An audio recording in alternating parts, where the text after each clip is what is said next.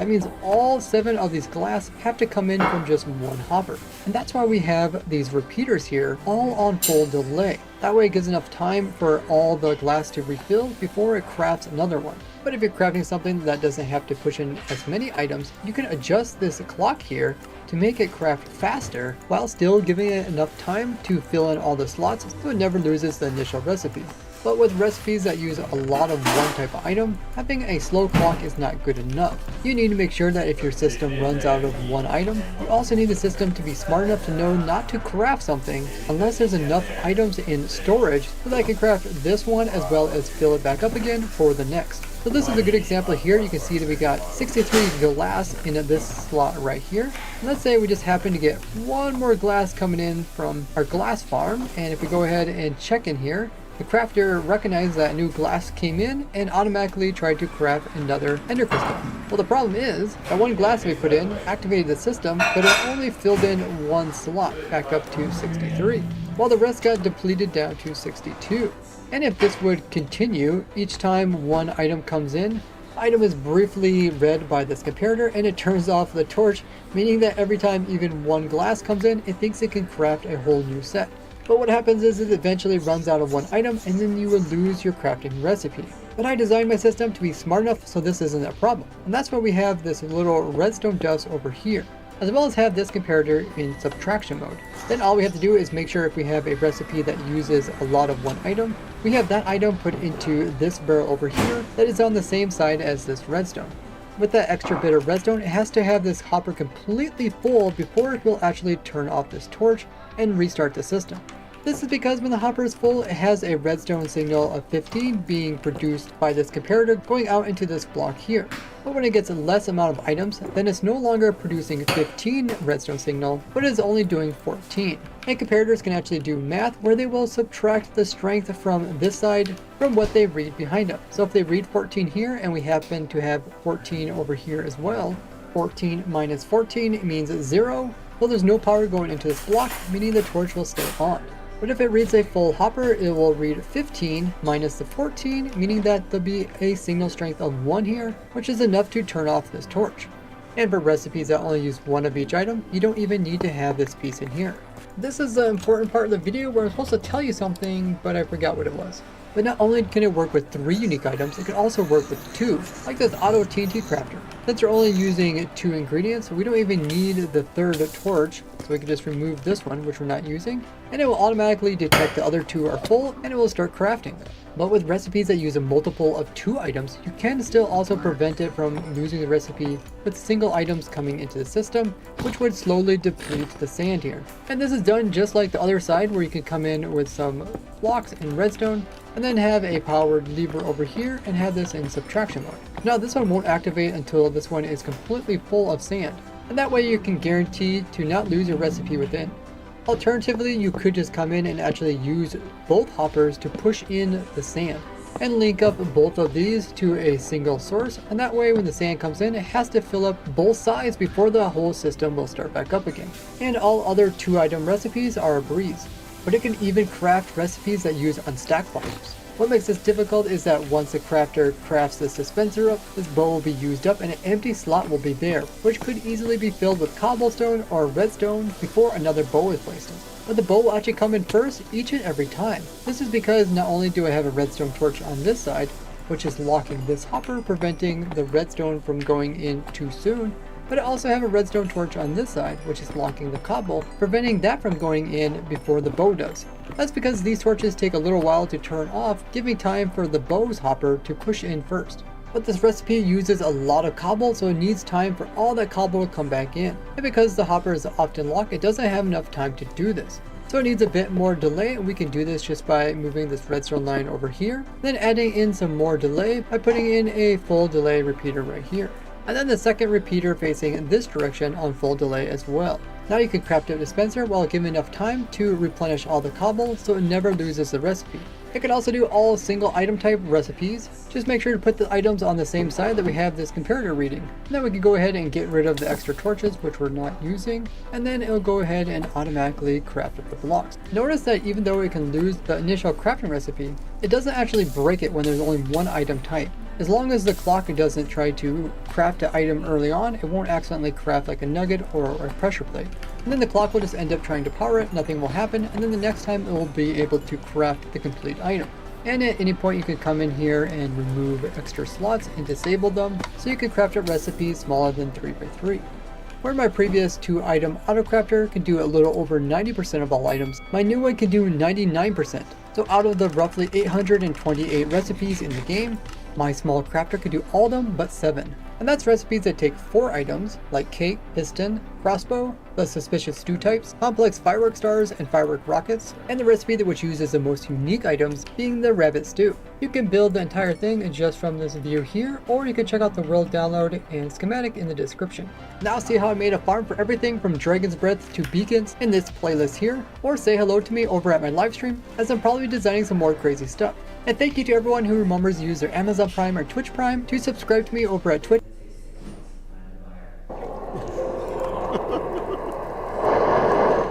I remember this game being prettier. But it's been a while. It's running okay. It's running fine, yeah. System's almost ready for showtime. Just gonna give it a little wipe down with the world's most expensive cleaning cloth. Yeah, hold your guitar.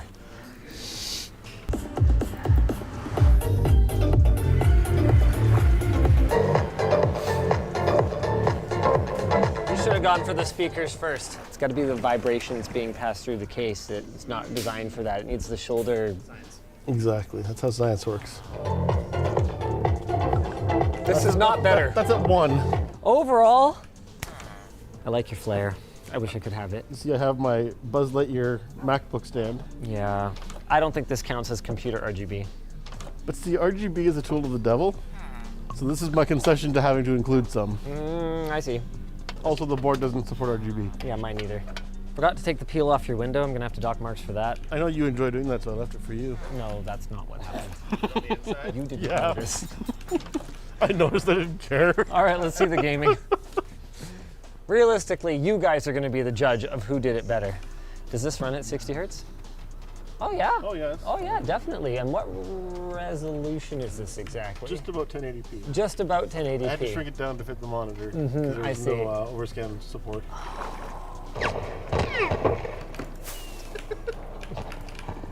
Yeah, we're not gonna get much of a stereo effect like this.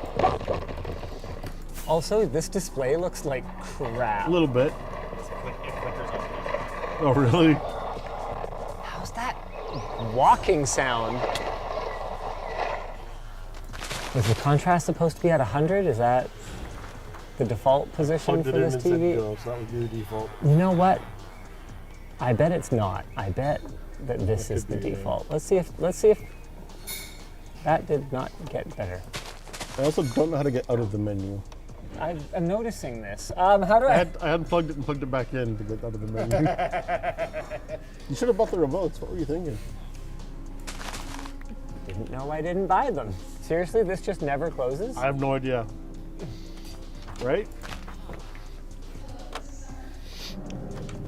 There. This part of the game is still super pretty. Unfortunately, your setup does not do it justice at all. I think that's gonna cost you with the judges. Well, all I can say is mine worked first. He's right. I went significantly over time. I just like the judges to notice how much better my flair is. That versus, but come How on. is that better than Buzz? versus Buzz Lightyear with RGB standing on a MacBook Pro? This song is sick. Oh my goodness. Oh man, I was Team Buzz, but I don't know, dude.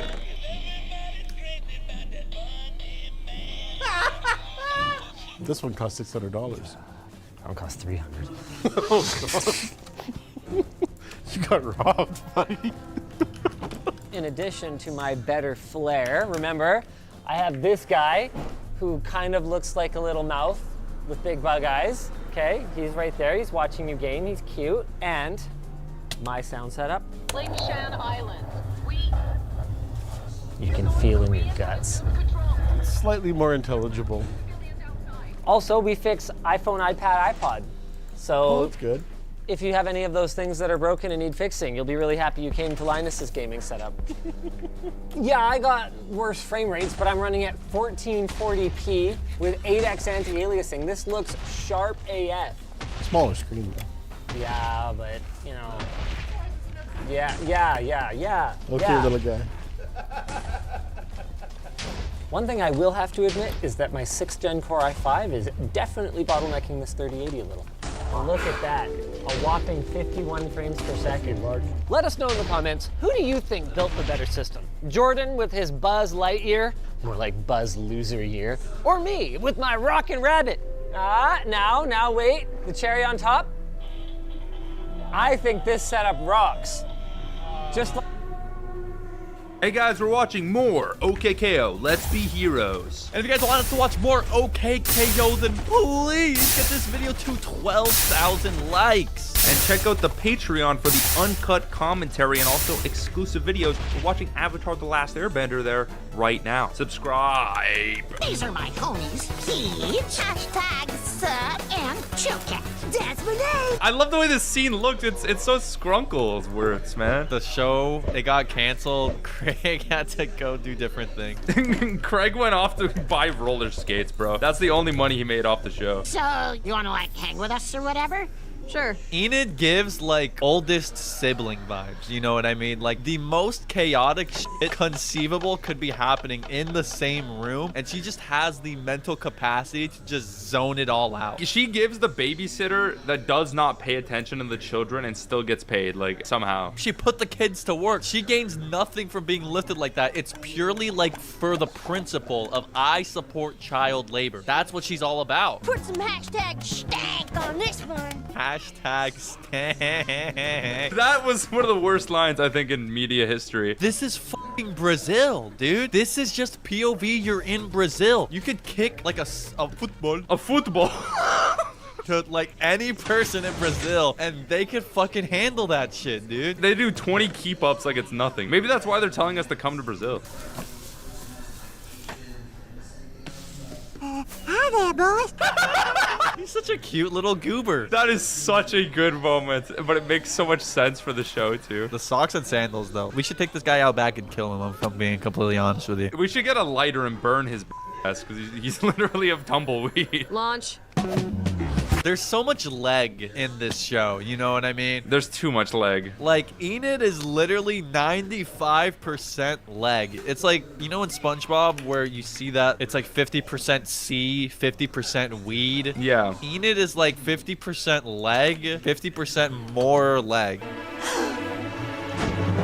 How did they get away with that? How did this is a children's media? I guess the children gotta learn. They gotta learn somehow. Why do you wear them all the time? 3D glasses don't even look like that anymore. She is chump checking these motherfuckers. Is this episode trying to have like a message right now or something? This episode is for kids who are trying too hard. Like, stop being such a fucking loser. If you don't try too hard, you get bullied at school, so you have to put up the front. We are trained in society to put up a front as to how we really are since day one, okay? Who am I? He wrote a book. What? He went to college? He's a doctor. What? Dude. Thank you.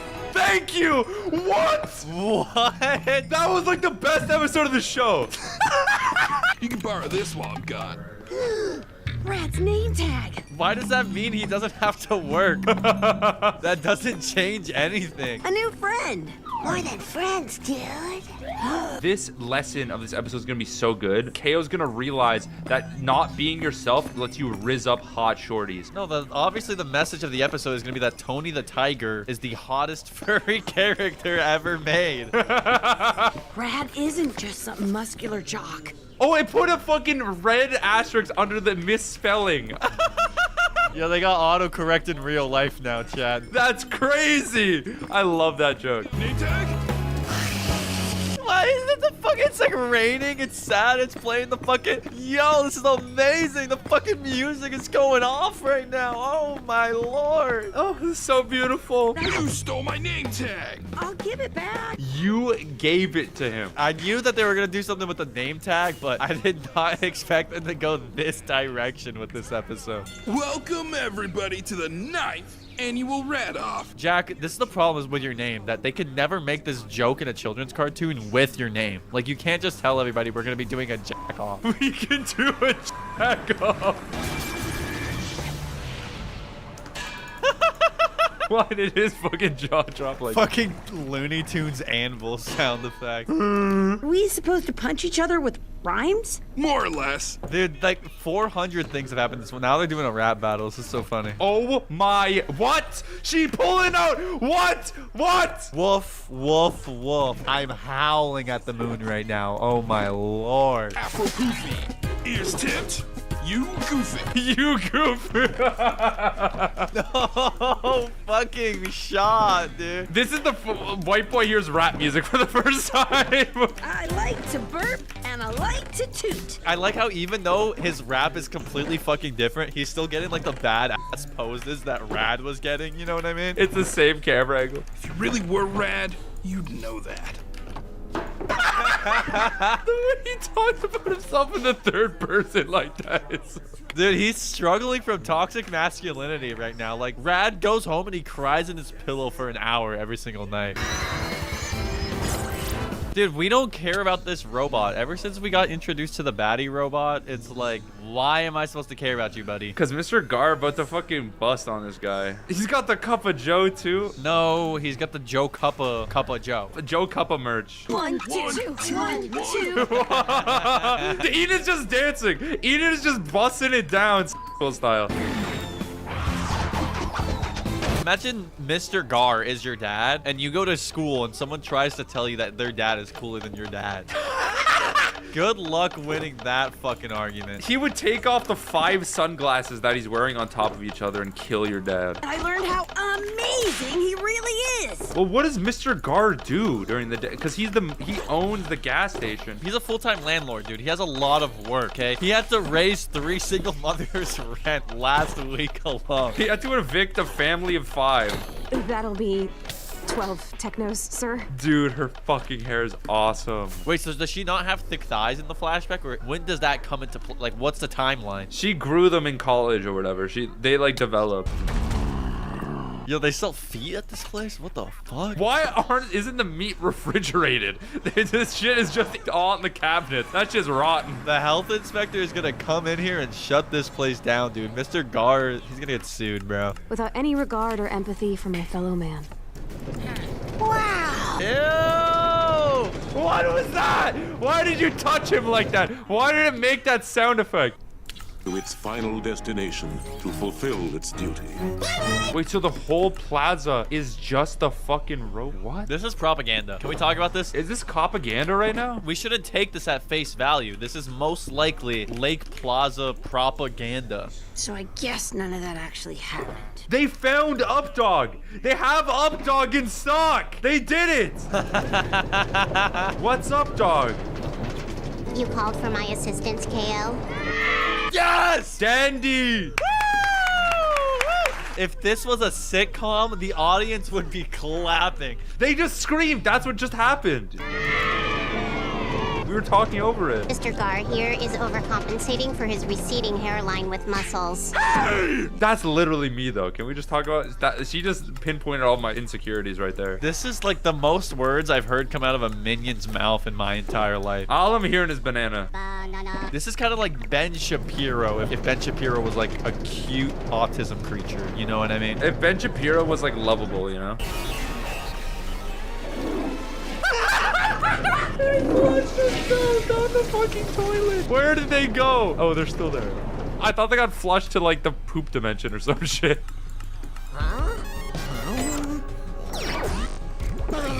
What? What? He turned into a fucking PS2 model. This is fucking awesome. This is Smiling Friends. This is so creative. It's such an interesting way of like displaying something getting hacked. Someone's gonna be mad at me for saying this, but this feels like a Gumball episode I've seen already. It's like different art styles, right? Yeah. It's like Gumball if it was good, bro. Let's be honest.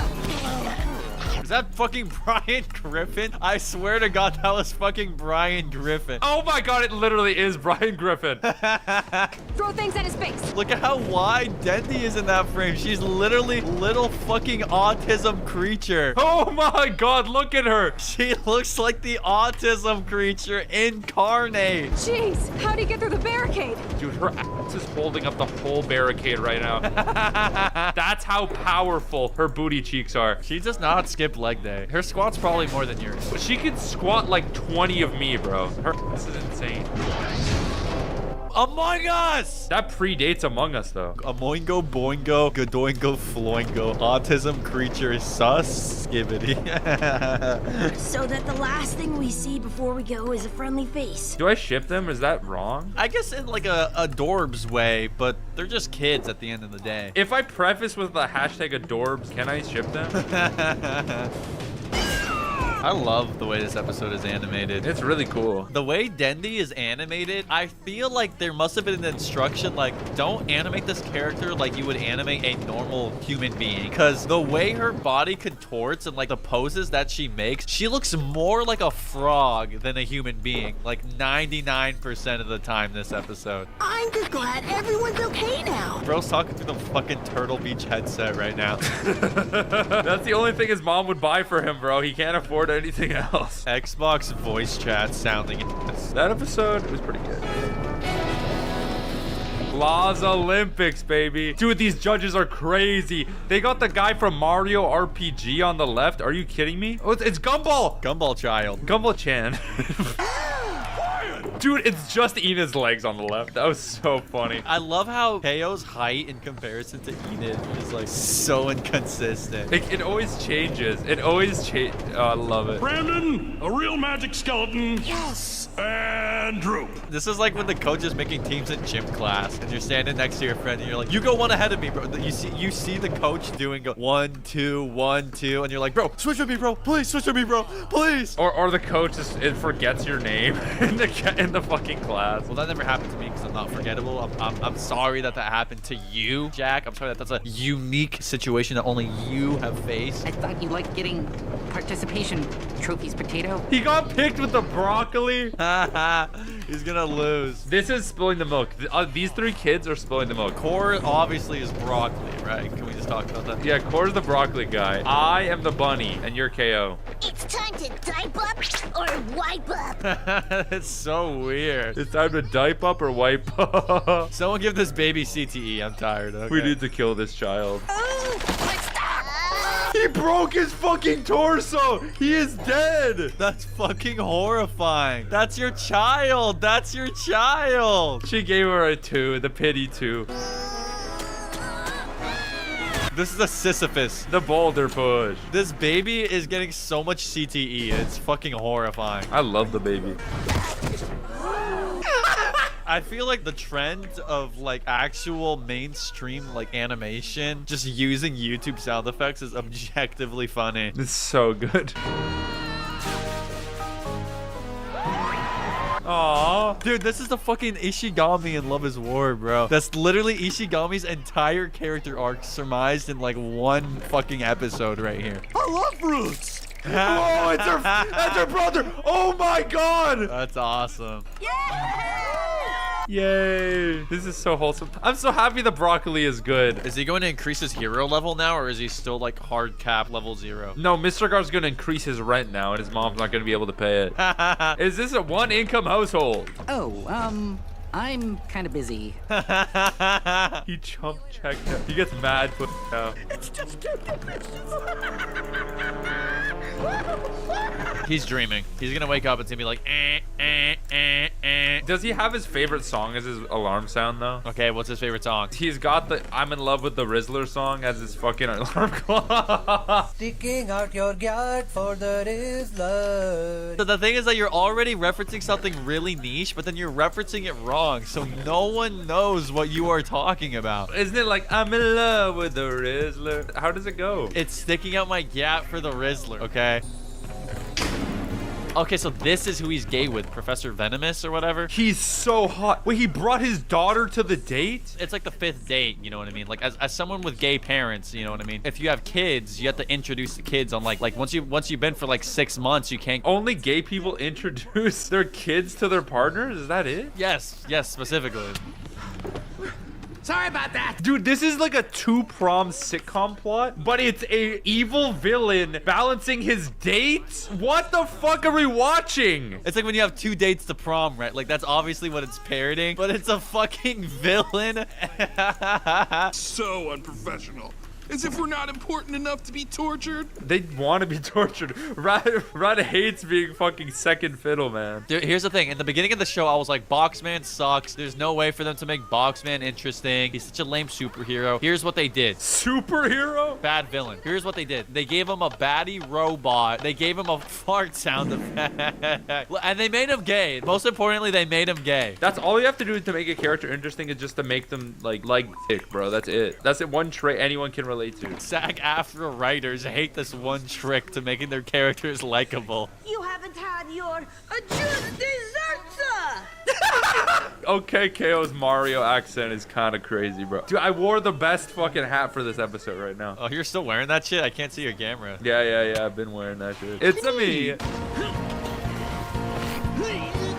Oh my god, he's got the baddest body I've ever seen in my life. Wait, he has abs still? Okay, he's the fat guy with abs. I love that shit. I respect that shit. Oh my god, the frame was crazy. That frame was insane. Oh!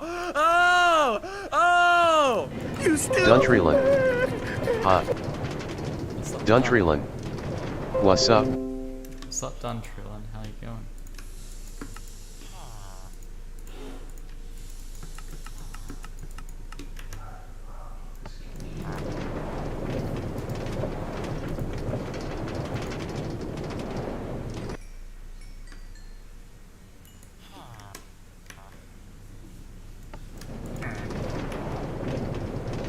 Duntreeland. Where are you from? Australia.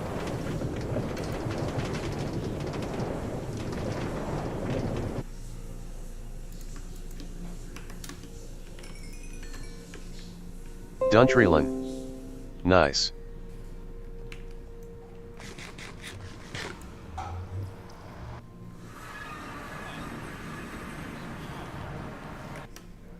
Duntreeland. Full-time streamer? No.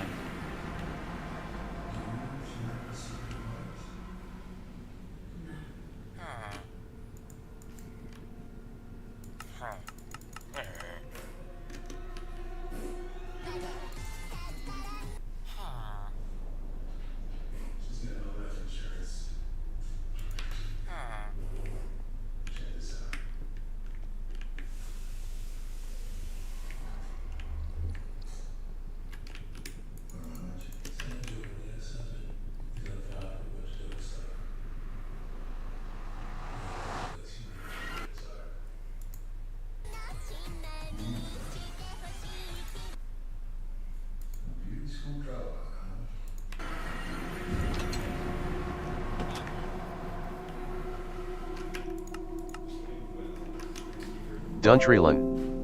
You are doing just for fun or as a passion? Basically just for fun.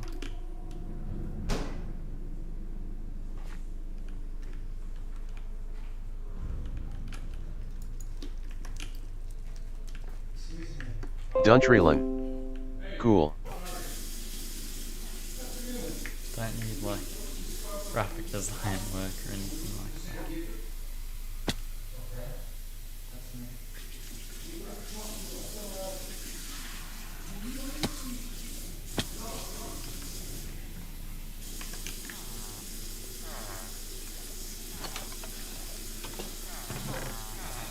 Duntreeland. LUL.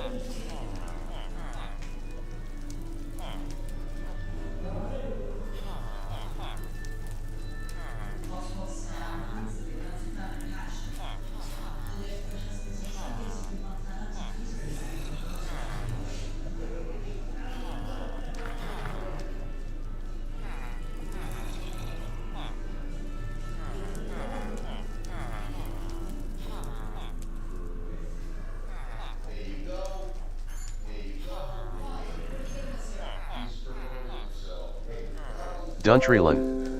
No. I just have a suggestion. You should uplift your channel by doing some changes, cause it will attract more followers and viewers to your channel. Okay. It's free.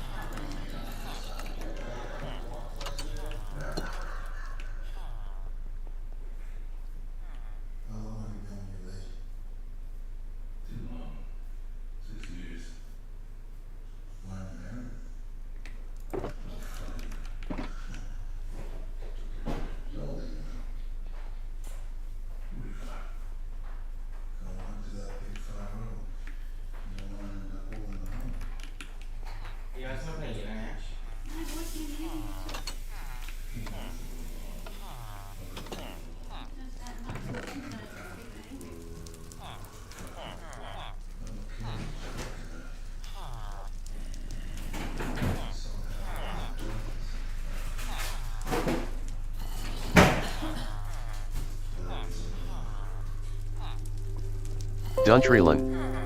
So can I do your help in uplifting your channel, bruh, if you don't mind?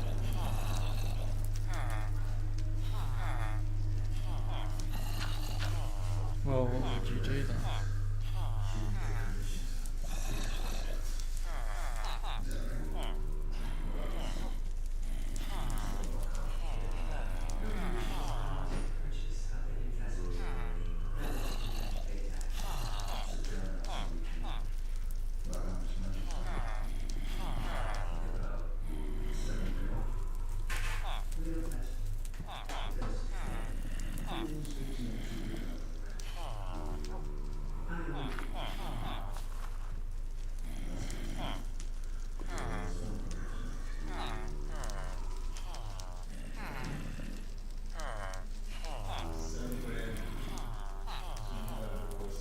Duntryland.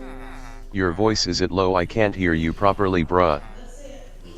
What would you do to help boost my channel?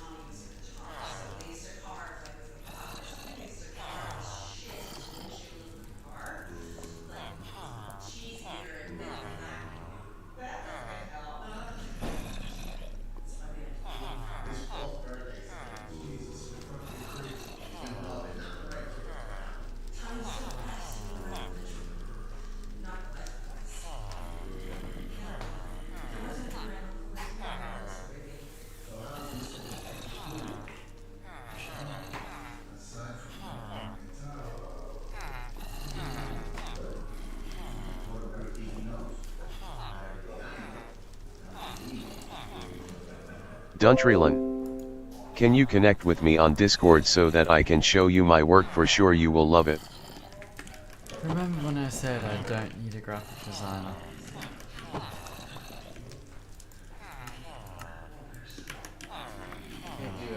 What? I play some watch YouTube on your Nintendo Switch. Oh wow. Because I say so. Wait, what? Duntryland. Okay. Wow. Because I say so, Mitch. That's my Switch, so I can decide.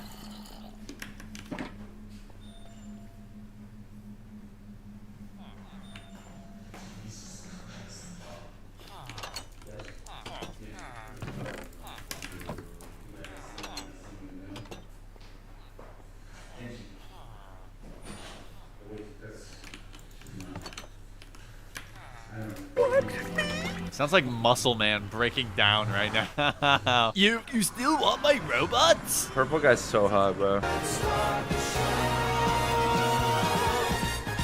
Dude, like, I know you said this is one of the best Cartoon Network shows in like the first 2 minutes of the show, but I'm beginning to feel that with the show. I told you, bro. I told you. I love this like a lot. I'm surprised you didn't like absolutely love it like frame 1. This feels like a Jack show. Like, this is a you show. I just feel like it keeps getting better.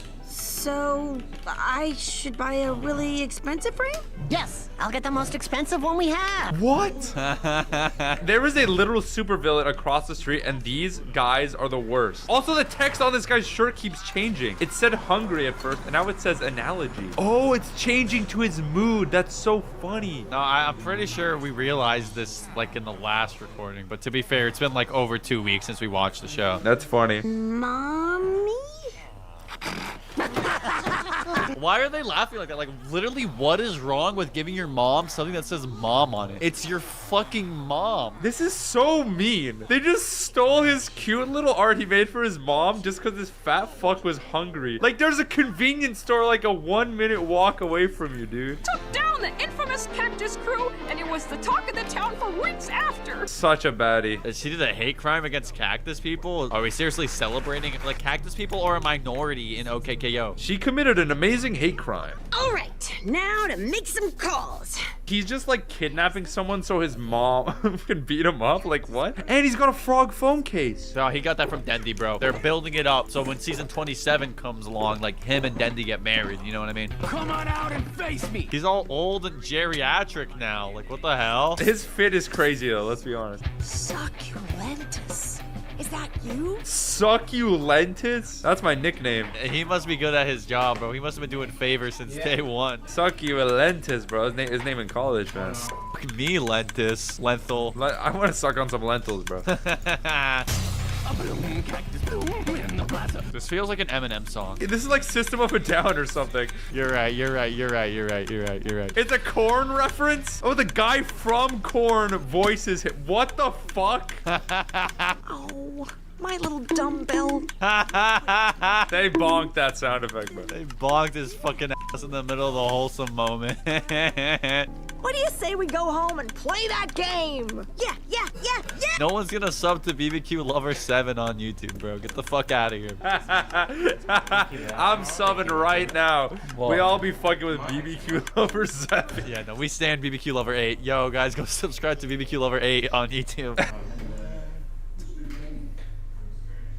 And also subscribe to us. Go to the Patreon for the uncut video. Alejandro Paredes, Atomic Leon, Bento, Kane Rivers, Kamlu, Cosmic Dega, Crystal Bunny, Daryl Herb, Diane Stalk, Frozen Spaghetti, Gabriel Granado, Gub Stargazer, Gummy Brainrot, Gunny Snyder.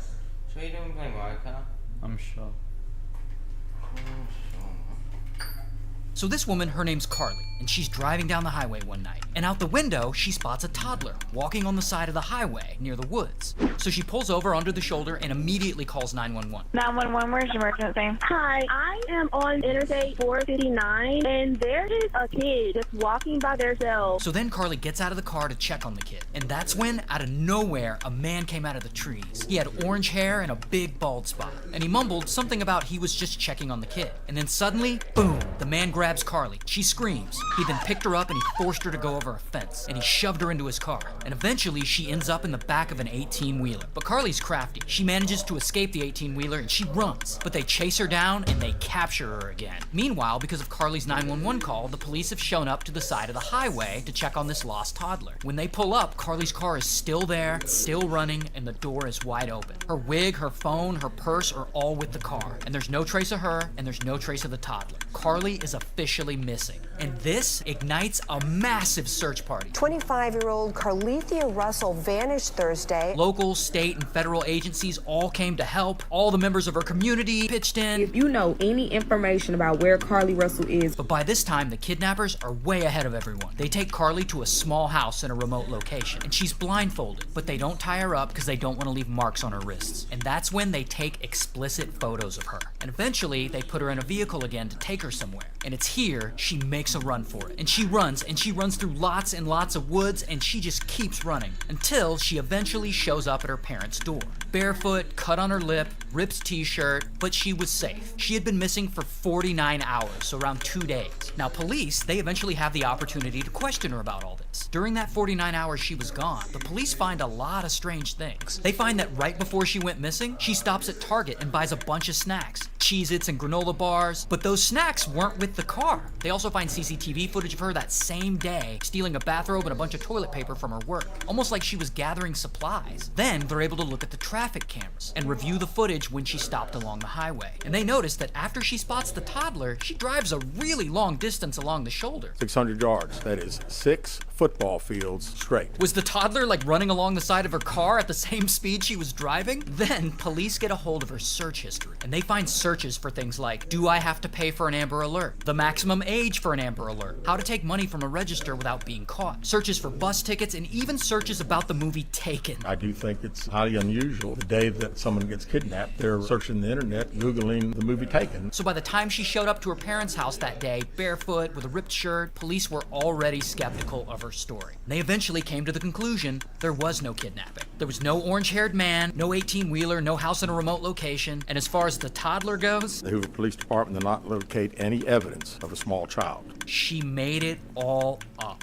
We still don't know what happened in those 49 hours, where she was, did she have any help? We have no idea. Since then, she's been charged with falsely reporting an incident and some other things, and about a week ago, she was sentenced to 1 year in jail and an $18,000 fine to pay back search efforts. Also, this happened in Hoover, Alabama, so shout out to Alabama.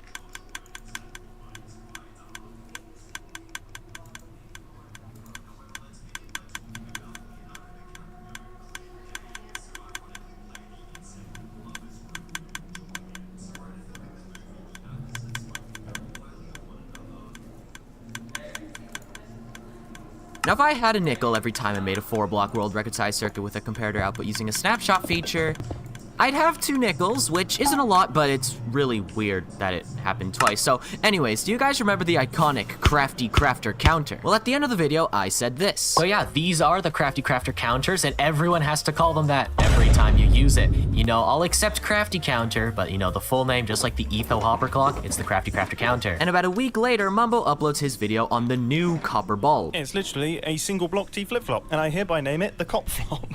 If any of these pop up in any Redstone builds now, they have to be referred to as the Cop Flops. And if you want to be really fancy and use the full name, it's the Copper Flopper. Bro, this guy stole my bit. I'm the one who names things stupid things. I think we've both single-handedly ruined every Redstone comment section ever. But enough rambling about circuit vocabulary, because we have this thing, the copper bulb, and we need to know how the hell this thing works. Well, just like in Mumbo's clip we showed, it is a 1-block T flip-flop, which means we can toggle it on and off with a redstone pulse. So here I have a button, and when it's on, it can be read with a comparator, and it outputs a signal strength of 15. You can also see that whenever I power it, there is a little red pixel in the middle, and that can actually be detected with observers. So every time you power it, it actually gives 2 pulses because it will detect when it is powered and when it is unpowered. Just like that. But also this thing is pushable, so you can just like kind of write something to this bulb, and then you can just kind of move it wherever you want, and then, I don't know, maybe power it over here, and then turn it off, and then retract it and power it here. I don't know, it's just a very interesting thing. So the first thing that a lot of people came up with were binary counters. So this is just a simple binary counter using copper bulbs and comparators. Off represents a 1, and then on represents a 0. It's a bit backwards compared to other binary counters, I know, but it works. I do find it funny though that the 2 redstone snapshot features we got, you can make counters out of both of them. Maybe we'll get another redstone component in a snapshot and we'll make like the perfect base 16 counter for Hex. I don't know. So because these things are 1-block T flip-flops, they also make for great selector panels. So all I have are just buttons and these lamps, and then you just have kind of comparators behind them, and you basically have like a lever wall, except instead of levers you have buttons on these bulbs, and it lights up. It's just really cool. Or if you want to get really fancy, here's a different selector panel that only lets 1 bulb at a time. So as you can see, I push this, it goes here. I push this, it goes here, and it's the same with the output. Only 1 output at a time is on, so I can push this. Oh my god, it switches over. If you want to build this, it's also very easy. You have solid blocks here with your buttons, a row of these copper bulbs with comparators coming out of them, observers facing down, a line of redstone on some glass or any other transparent block. You have some droppers here, and some upwards observers pointing into these blocks. And you have a selector panel that works. It's so cool. Look at this. So since the copper bulb makes button selection panels so much easier, you can also make interesting combination locks. So this one was shown off in Mumbo's video, but basically, whenever you put in the right combination, it will actually reset itself with these pistons over here, and it just resets. So that means you can't just like leave it on. And as you can see, if we do like any other combination, even if we do the buttons that we did before, it won't work. It's only with the correct combination, and this whole thing resets. Redstone for this is also simple. We just have some comparators coming out, and then we have like a standard kind of lever lock circuit on the back. And then the reset is just these observers coming from these comparators. They go down into here, if I can show, into these note blocks, into these observers, into these pistons, so that whenever you push a button, it will activate that corresponding piston. But then I wanted to know if you could change this back circuit, as in, can you make a custom combination lock using the copper bulbs? Well, guess what, you can. So right now I have the correct combination. As all the bulbs being off, this redstone lamp turns on, and as soon as you just push any of the buttons, the redstone lamp turns off. So sad. You can actually change that though. So if I just make this the combination, and I push this button over here, as you can see, the lamp will now turn on. So if we try the old combination lock of all the blank bulbs, the lamp doesn't turn on anymore. We've just made a custom combination lock. But if we do the new combination lock, like this, lamp turns on. It's so awesome. So the way this works is, instead of this torch and redstone dust and gate kind of thing on the back, we're actually just using another layer of copper bulbs. So then we just take the output out of these copper bulbs, and we put it into a bunch of comparators, and we just make an AND gate over here that controls this torch. So let me show you what happens if you try to customize it. So if we make it all of these turn on, as you can see, we have the whole system again, where each corresponding button activates its own piston.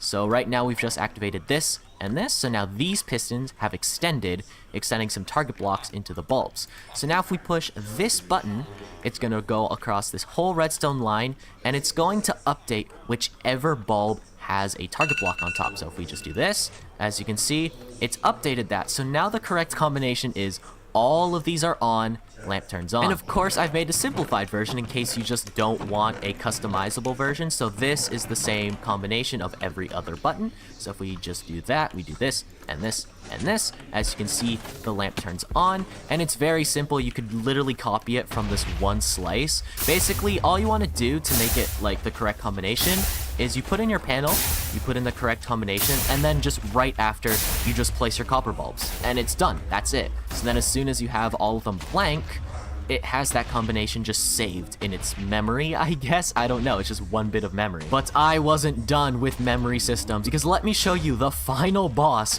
of copper bulb memory circuitry. This thing is pretty cool. So right now we have a blank panel and all of these lamps are on.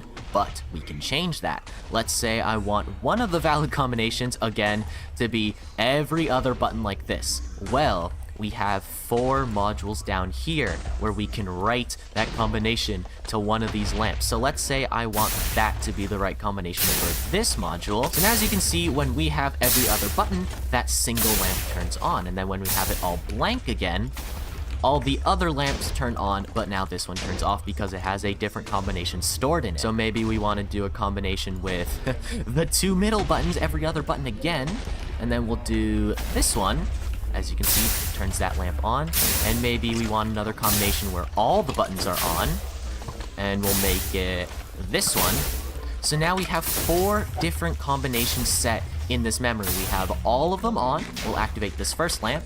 We have every other lamp with 3 of them, activating that. We have these middle 2 activating this lamp, or we have all of the blank ones activating the back lamp. Okay, so what about things other than memory? Well, here I have a sorting system. Now, I don't know why you'd want a sorting system like this. In fact, if you just do like the default sorting system that everyone's been doing for years, it will work like the exact same, but you can make a sorting system using the copper bulb. So if I just take like a few repeaters, and I just put a few over here, and they'll eventually sort themselves into the repeater box. Or if I take some pistons, put some pistons in here, and then maybe some more repeaters in here if I want to, and maybe some, I don't know, some redstone dust over here. Ooh, look at it, it's gonna sort. We have redstone dust going in here, we have more repeaters in here, and we have sticky pistons in here. Now the way it works is really simple. Instead of just having a constant power from this redstone going to this hopper and locking it,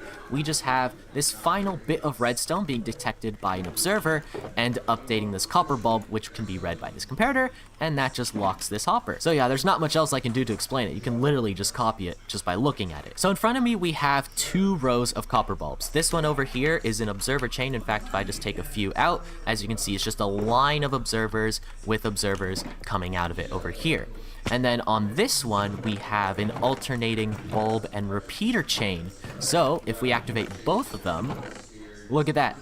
The top one goes so much faster because every single bulb is being powered 1 game tick after the other, whereas this bottom one is being activated 1 redstone tick after the other, which is the equivalent to 2 game ticks. So just having a 1 game tick delay will make timings in redstone contraptions a lot more tighter and just a lot easier to make. Like, look at this. Before, if you wanted to make a chain of 1 game tick after the other, you'd have to do some funky stuff with scaffolding or leaves, but now it's literally as simple as alternating between dust, bulb, repeater, bulb, repeater, bulb, repeater, bulb, and just having some comparators, and just having some observers coming out of them detecting the updates. So remember when I said that we'd move on from combination locks in memory? Well, I may have lied because I wanted to try and make a 2-dimensional combination lock. It's basically you put in the right drawing on this little board of bulbs and buttons here, and then this lamp activates. So maybe you can recognize it as I slowly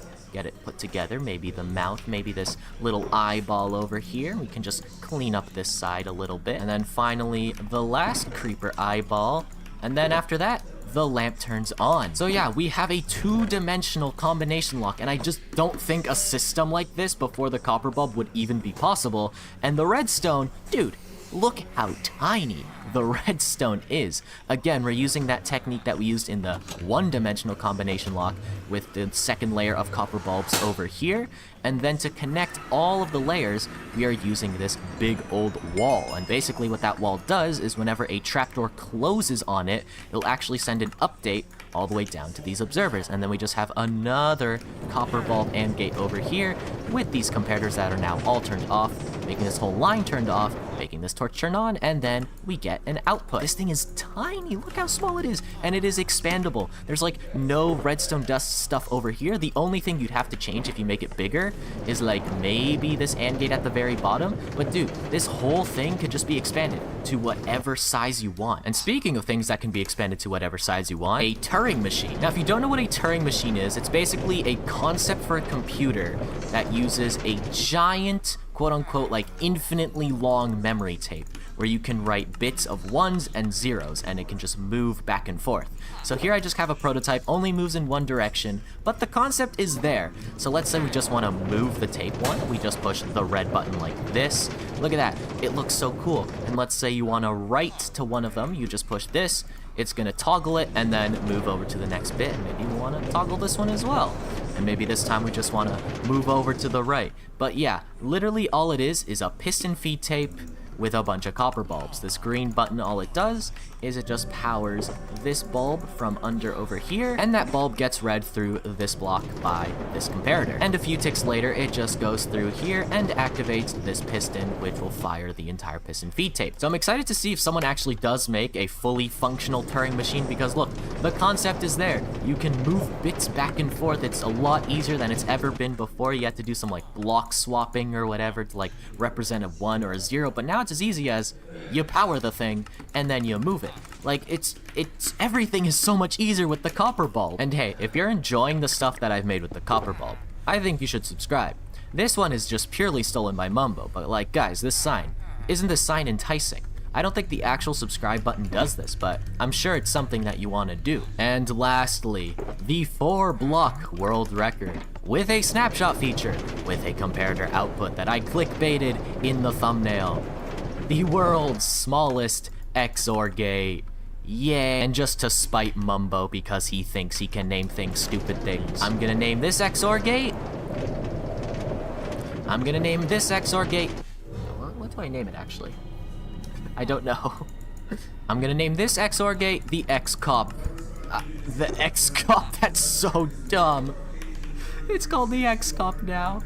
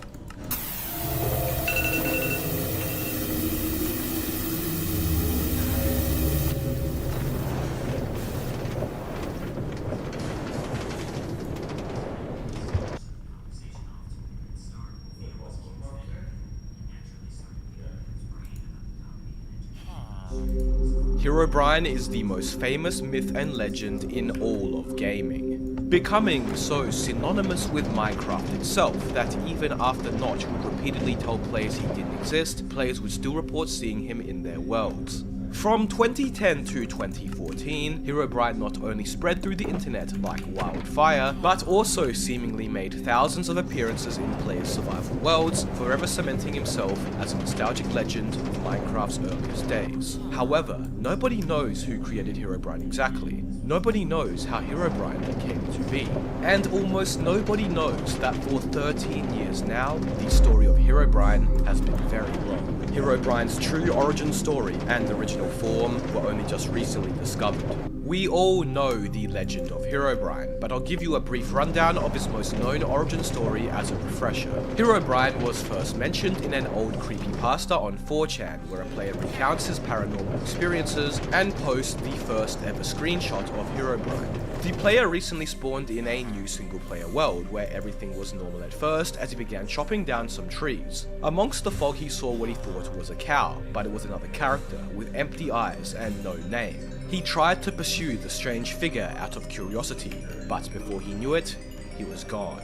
The player then began finding strange things around his world, 2x2 tunnels, sand pyramids, trees with no leaves. The player took to the forums to ask if anybody else had seen such an anomaly, to which his post was deleted by a user named Herobrine who told him to stop. The player then managed to get in contact with other users on the forums who had claimed to see him, and after further research, it was supposedly revealed that Herobrine was the name of Notch's dead brother. From there, a player called Copeland stumbled across the creepypasta and liked it. Copeland was part of a streaming duo with his friend called Brocraft and decided to Photoshop Herobrine into a screenshot of his world, getting great reactions out of his chat. So, he decided to do a stream where he would encounter Herobrine, of which we now know was a retextured painting. His viewers and the community did not though, and soon after his encounter, Copeland would post the clip to the Minecraft forums, where it would receive almost 700 responses. Most players at the time were freaked out, scared to touch the game again, and utterly terrified by the clip. From there, Herobrine and this clip spread all around the Minecraft community, with a variety of other players having their own sightings and telling their own stories of strange occurrences in their worlds. By this point, Notch and Mojang had become well aware of Herobrine and as a joke decided to include, starting in beta 1.6.6, the famous removed Herobrine text in the game's changelogs. This would be a regular occurrence, appearing in a variety of Minecraft updates at the time, and this tradition is still continued today, with it last being mentioned in the 1.20 changelog. Back then, the changelogs used to immediately appear when you opened the Minecraft launcher, and as such, a lot of people saw Herobrine was removed, and likely googled him out of confusion to get more information, growing his popularity immensely. And the rest is history. There have been mods, hundreds of sighting videos with millions of views, and a lot of videos revisiting the now well-known story of Herobrine. And they are all wrong. Now, something many of you may not have noticed is that back in 2010, Herobrine was regularly referred to as another name, him. In fact, Copeland's original sighting thread, where Herobrine first began gaining popularity, referred to Herobrine as just him as well. You can find a lot of posts referencing him and his mythical white eyes, Herobrine's key feature, and the sole thing distinguishing him from Steve. But things start to get confusing when you realize that many of these posts where Herobrine is not named at all, but instead referred to as just him, were made days or even weeks before Copeland's sighting, and seem to refer to a different entity altogether. Let's first go back to July the 31st, 2010, exactly 1 month before Copeland's stream. A post was made to the forums called 13.ogg, a work of fiction, by user I'm a Hedgehog. Just a day before this post, Minecraft Alpha 1.0.14, a secret Friday update, had released containing Disc 13, which at the time, alongside Cat, were the first 2 music discs to ever be added to Minecraft. Cat was a nice melodic disc, pleasant to listen to, but on the other hand, 13 was extremely unsettling, off-putting, and outright creepy. It's important to note that Minecraft at the time during alpha was significantly scarier. The darker lighting, lack of a brightness slider, secret updates where Notch would add features to the game without telling players what exactly was added, amongst the game's young age leading to players not knowing much about it, made Minecraft a vast, scary, and unknown world at the time. Not only that, but cave ambience noises were also only recent additions to the game at the time, making Minecraft much scarier, especially when in pitch black caves. Players were very confused about 13's edition upon discovering the disc in-game, creating stories about it and theorizing if there was more to the disc than what they could see, or rather hear. I'm a Hedgehog happened to write one of those posts, a fictional tale of the lore behind Disc 13. But what's actually notable about this thread isn't the original post, rather a comment on the third page left a few hours later by a user called Flaky. Flaky had reposted a story from an anonymous user on 4chan that went like this. I think I'm going crazy. I abandoned my mine due to strange shit happening, like blocks coming out of nowhere and my torches going missing. It was really strange. The strange thing was that there wasn't a single monster or slime or anything down there, but there was a lot of minerals. Quite a lot of cave ambience that I've never heard before. Must have been included in the Secret Friday update. I don't know. But recently I've been hearing really strange things around the building I built around it. It feels like whispers. It's strange really. I feel like going back down there, but I really don't want to because of the creepy shit that happens. Plus I'd need a lot more torches. It just seems that the cave is alive and angry at me. I decided to go down there one day, one last time to see if I could get any stuff that I could, before truly abandoning it. I couldn't find a single one of my torches that I left down there. I don't know what's happening to them. This just made me want to leave the cave even more. I spent about 2 minutes inside and noticed that I couldn't hear anything. The ambience stopped. At this point, I was creeped out and decided to leave before it got dark outside. I left the cave and turned around, and the hole went dark, as if once again, my torches were removed. I ran without looking back. The anonymous player continues on, mentioning he flooded the cave with lava buckets and then let it be for a few days. He began to run low on cobblestone and iron, but did not want to ever set foot in that cursed cave again, instead making a new base further away from his current one. He did so and went back to mining again, until he accidentally fell into a very dark cave. The player continued exploring, eventually coming across his very first dungeon. However, strangely, no mobs were spawning. He checked the chests. The first was completely empty. The second contained an unusual item he had never seen before, a black disc. He decided to leave the cave to check out this strange item more, and as he was doing so, he began to find holes in the walls that weren't there before. He continued towards his exit, but his torches were suddenly gone again. Then, out of the blue, loud cave ambience played, and the player, terrified, began running and placing as many torches as possible. The player makes it back to his base, and now wanting to play the disc, had to go back to his old base to get diamonds to make a jukebox. As he reluctantly arrived at his old house, all the torches were gone. He went to his mining room to get the diamonds from his chest, and couldn't help but take a quick peek at his old mine. He slowly poked his head down. It was dark, and nothing could be seen, except for 2 white dots next to each other like eyes. Something was down there, looking into my eyes. I felt like I was looking at death itself. I felt dizzy and fell backwards into a solid object. The door, which was open just seconds ago. I bashed my way through it and through the other door outside. It was still night, but I didn't care. I ran back to my shack with my heart pounding in my chest like it wanted to escape. I got in and closed my door, destroyed my windows, the door, everything that could let me see the outside world.